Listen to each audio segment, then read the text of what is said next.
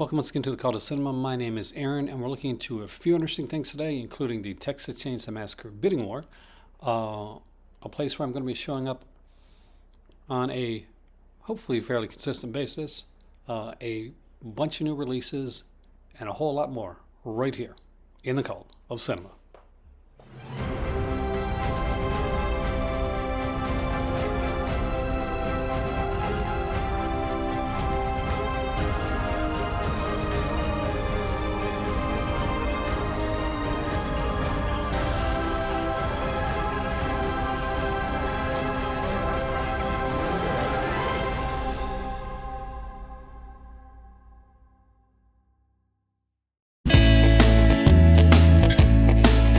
Reported through Deadline, Blood Disgusting, Fangoria, and almost every site out there, the Texas Chainsaw Massacre film rights are up for grabs. The most recent time we saw it was back with the Netflix film, which I actually kind of dug a lot. I really enjoyed that film. Wasn't big on the ending, but I actually really liked the film in and of itself.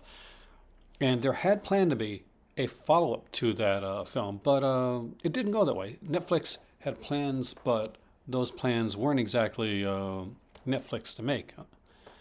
Right now, there is a bidding war going on between different companies to do the Texas Chainsaw Massacre. So I know what you're thinking right now. You're thinking, well, what are the big ones? What are the ones out there? You know, is BUYMEACOFFEE going to be involved? Is it going to be like one of those other companies? So, well, there's some interesting names in here, and so we have Oz Perkins. Of course, who did Longlegs. For me, Oz Perkins is also, one of the stars of Dead and Breakfast. But, he's become a prolific filmmaker since then. Though Oz Perkins isn't looking to direct the film, Oz Perkins actually wants Brian Bertino, who did the original Strangers film back in 2008, to direct a brand new version of the Texas Chainsaw Massacre, which is very interesting because The Strangers in and of itself is based on sort of a twisted family of sorts, and the breakdown of the whole idea, a concept of relationship, of familia. There's a lot that Bertino could really dive into when it comes to Texas Chainsaw Massacre. So it makes him a very interesting choice if Oz Perkins' company Neon should win when it comes to the bidding wars. Now, we got to look at the fact that we got J.T. Molnar, who did Strange Darlings, looking into it, that we've got Riley, who did a Minecraft movie, looking into it. The biggest name that's come out more recently was Taylor Sheridan. And this is a big one for a specific reason. So Sheridan is Texas. He's Texan. And if the name sounds kind of familiar, then maybe you or your parents are a fan of a show called... what's it called again? It's got Kevin Costner in it. Got to do more research for this, don't I? No, it's Yellowstone. It's obviously Yellowstone, which of course is going to have that Texas feel to it. The guy seen often wearing the cowboy hat, he has the Texas feel for a Texas Chainsaw Massacre film. I don't know if he's done much when it's come to the terms of horror, but Texas Chainsaw Massacre is one of the early editions of what we now call elevated horror. Speaking of that, said for a reason, A24 is also on the spectrum for this here one here, because they want to do it, but they want to do it as a TV series, and they want to have Glenn Powell in it. Now, obviously, Glenn Powell's a big movie star. He wouldn't star in the series unless it was like a kind of a short time thing, kind of like a true detective type of thing. And I'm guessing if you got a Glenn Powell, he's a better choice for the Hitchhiker character than he would be for a lead in a Texas Chainsaw Massacre. You're still looking for a modern Marilyn Burns type for that type of thing. Some people aren't as excited about that because of the fact that we'll have a TV series as opposed to a film. But there's nothing that says that a TV series can't launch on to a film, or they can't do both, or they can't work in different mediums. I kind of wonder if with A24, if they'll take the route of trying to making a whole kind of a multimedia conglomerate, much like they're doing with the Friday the 13th universe right now. But the way A24 is structured and the type of things that they do, I don't really see them taking that on per se. I think that they'd want to take it on to do something high concept like a television series, and we'd probably be having the same conversation down the road. I don't see Blumhouse going for this one, mostly because Blumhouse recently acquired the rights to the Saw franchise, and that's going to tap in quite a few dollars from Blumhouse. So, but you never know. But if I were Blumhouse right now, I'd be focusing on the Saw franchise and working with that.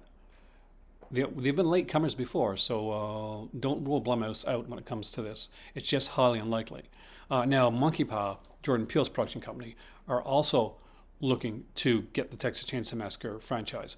I wouldn't say that Jordan Peele was probably going to direct the film. It's probably going to be like the Nia DaCosta Candyman situation, where he actually produces it, which isn't a bad thing because Candyman was an excellent iteration of that character, and I really liked what they did with it. There's too many cooks in the kitchen right now to know exactly which way this is going to get flavored in the end, but it'll be interesting to see where it's going to go. I personally am between wanting Oz Perkins produce Brian Bertino, Texas Chainsaw Massacre, or a Taylor Sheridan, kind of like probably grittier, more. I can imagine that being very cinematic, very beautiful, very gorgeous looking, really getting the feel of Texas. And I think that's been missing in some of the latter editions of Texas Chainsaw Massacre. We lost the Texas part of it. And in some cases, I think we kind of lost this whole massacre part of it in the way that it should be done. Or the focus on the massacre part of it in the wrong way.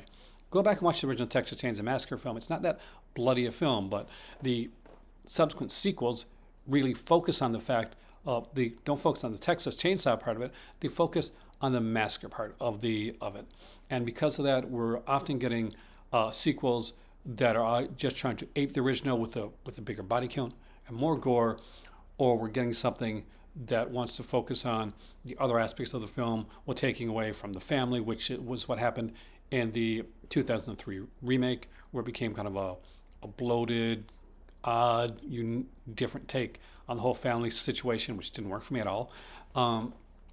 Or the latter films where, for instance, in the latest one where Leatherface is on his own and there is no family in sight. I know that they probably meant to bring the family in that upcoming sequel. That's not going to happen now. But the whole family aspect of Texas Chainsaw Massacre is a massive part of the franchise, and it's one of the things that fans of the franchise look forward to the most, whether it's Matthew McConaughey or Viggo Mortensen or someone else coming in to like lure the unsuspecting people in. It was always been a really incredible part of the franchise, and it was missing. It was one of the big glaring things that was missing in the last one.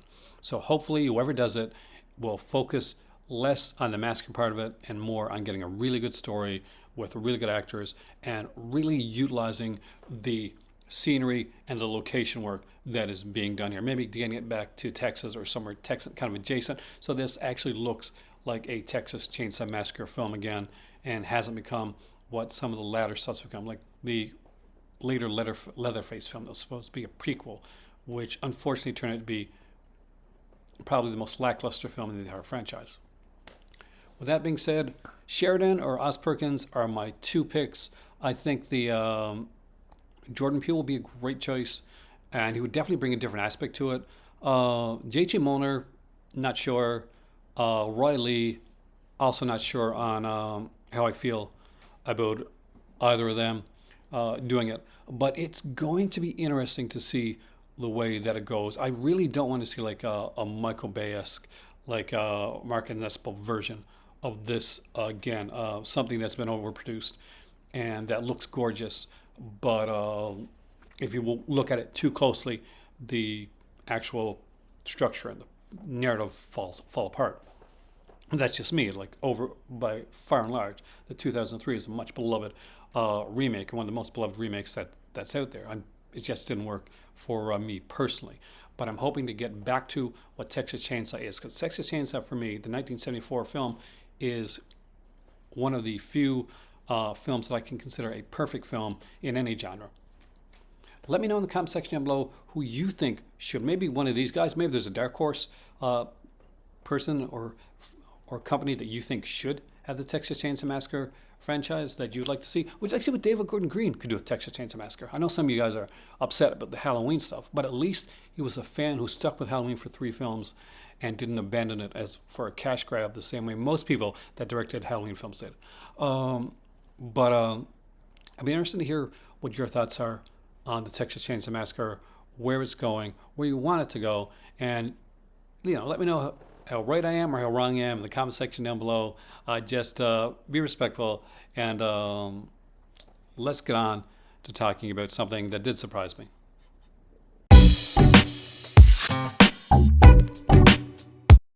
Hopefully you've been catching my recent guest cast episodes recently on Voyage to the Bottom of the Barrel in season 4 with Master Chaos, Lady Sasha, Professor Cinema, and Bullet Blake.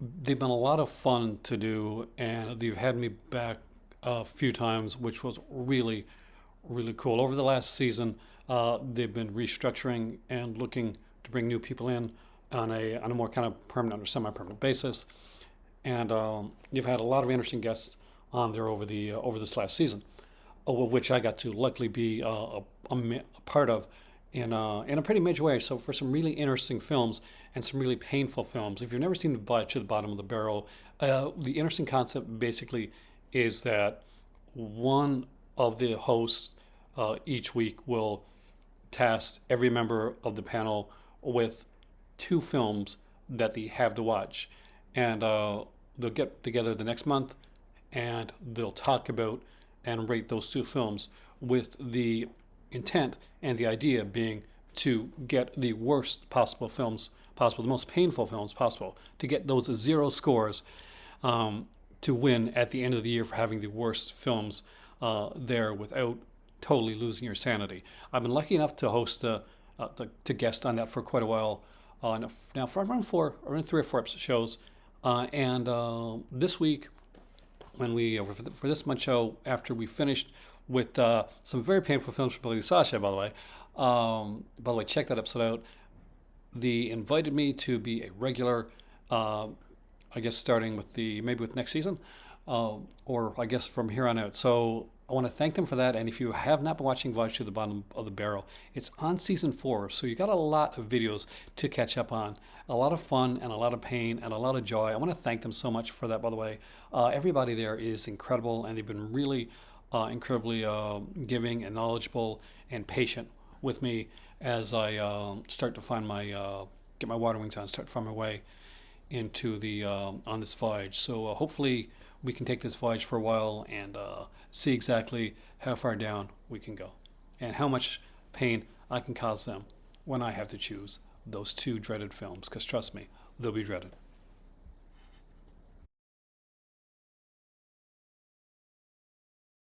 One of my favorite companies to collect, Severin, has a sale coming up, and before I get into this any further, this is the type of stuff that you'll see in the newer section on Severin, because lately they've been killing it with a lot of their releases.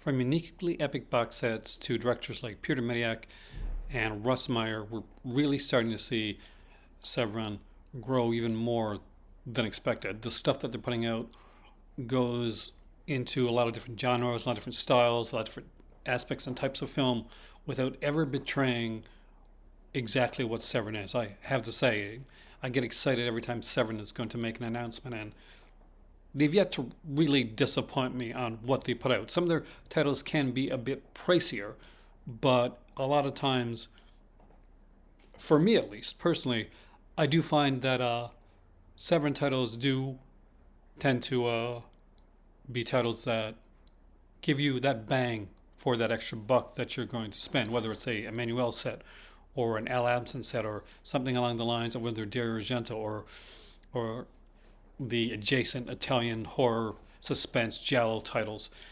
I absolutely adore the stuff that they're doing, and I'm very excited about the upcoming Severin sale. Let me know in the comment section down below what you're looking forward to in the sale and what you're hoping to get during it. The one sale that I miss going into probably the most, the two I really miss are, I miss participating in the Severin sale, and I miss participating in the Vinegar Syndrome sale.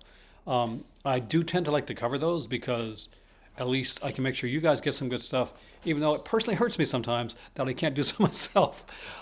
This one is going to be a big one, I think, and I'm really looking forward to the announcements. I love the reveals. I love the way that Severin does the reveals, and hopefully we get more of that this year, where these, you get a picture and there's all these blacked out like things, and what slowly they're revealed one at a time. I'm excited to see where they go. It's only really let me down once, and that one I just didn't like. It just didn't hit with me. But more recently, I found that a lot of their reveals and their titles have been stuff that I've been very interested in checking out. And even if I can't get them right away, they're titles that are on my want list of titles that I really want to have, and want to have these Severin editions of. So keep an eye out. I'll be doing some Severin sale footage videos here on the channel, and I'm going to be joining up with Master Chaos to look into the Severin sale, as well as be joining up with Malcolm on here to look into the sale, and we'll see if we can get anybody else on here to look at this as well, because I'm very intrigued with the way that it's going to go. I'm still working on a mini series about collecting that I have to get back to a couple people on, like Maddie and Cinema Dave, because I really want to get those videos kind of in the can, but unfortunately it's been a busy month, and the hotter it is here, the longer it takes me to make a video. I'm not going to lie, the heat has been affecting my output of videos, and I do apologize for that.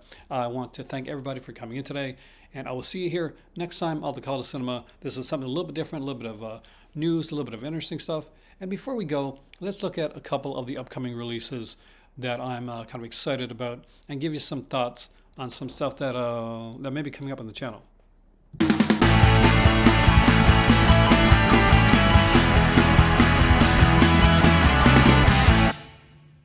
Among the many titles that are dropping tomorrow, it's July the 9th here, so on July the 10th, we have the 4K coming for Lord of Illusions from Scream Factory. We have the upcoming Sean Connery 6-film 4K Bond set coming out. The Creep Tapes is getting a release, and we're getting a release from for the Wiz as well, coming from Criterion. Along with that, on that same date, we'll have a new release for Career Opportunities, for Dead Zone. We get, I think, a standard release coming out 4K for Dr. Jekyll and the Werewolf, the Paul Naschy film. Bad Channels, and a few different others, including a more standard edition of the J-Horror Rising set from Arrow Video, and things like I Married a Strange People, Beware of Mr. Barker, and one of my favorite films of all time, Murder by Decree. So there's a lot of really cool releases that are coming out, some which will be popping up on the screen right here. If you're in my Patreon or you're a member, then you've probably seen the 4K Relevance video, which I'm extremely proud of. And I want to thank my patrons and my members for keeping these videos going here that I'm doing right now. I really appreciate you guys. And let me know what your thoughts on that video was. I have to say that a big inspiration for that was Last Film Standing, because I really enjoyed his video talking about the Friday the 13th box set and others. And when he tossed the Friday the 13th set behind his, I knew there's a pillow there, but I was still, oh my God, it's the Friday the 13th collector set. With that being said, thank you so much. I won't take any more of your time today. Hope you guys are having a wonderful week. I'll talk to you again really soon right here. You'll see me here looking at the Severin stuff, talking to other collectors on collecting, doing a whole bunch of other stuff, as well as catch me over on Voyage to the Bottom of the Barrel. and so much more. So it's going to be a busy summer, and if I can do it, we'll try to do another haul video in the not too distant future. So with that being said, I'll see you soon right here in the Call to Cinema. Be sure to like, share, subscribe, and as always, listen to the wise words of Subscription Sloth to see how you can actually help this channel continue to grow and get bigger and to get more videos done out. So see you soon. Oh God. Oh, Subscription Sloth here. Just want to remind you that I know in the summertime especially it can be super warm and lazy.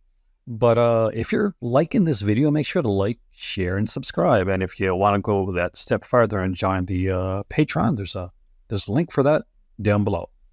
You can super sticker, super chat, or donate. But above all, just lie back and enjoy the video because that's what I'm going to do.